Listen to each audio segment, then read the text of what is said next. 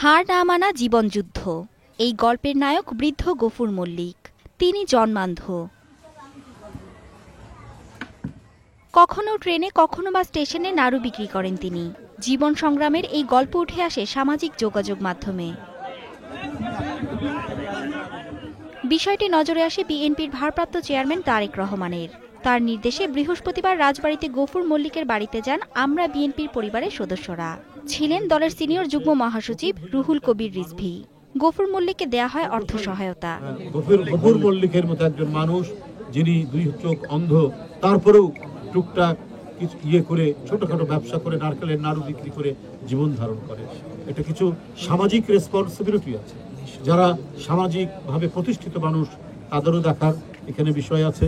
তিনি যাতে একটা ছোট ঘর বানিয়ে থাকতে পারে, সেটার সহ তিনি যাতে তার ব্যবসাকে আরও বাড়াতে পারেন, বৃদ্ধি করতে পারেন, সেই জন্য কিছুটা হয়তো সামগ্রিকভাবে সম্ভব নয়, আমরা ভারপ্রাপ্ত চেয়ারম্যান তার সহযোগিতা নিয়ে আমরা তার কাছে এসেছি।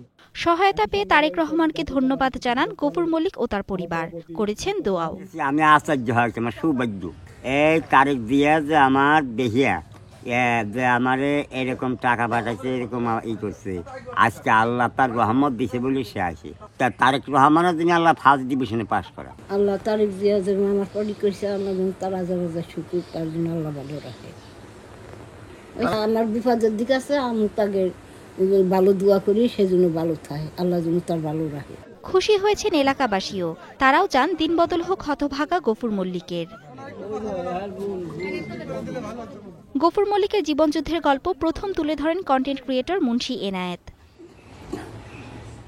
Mithila Anjum, star news.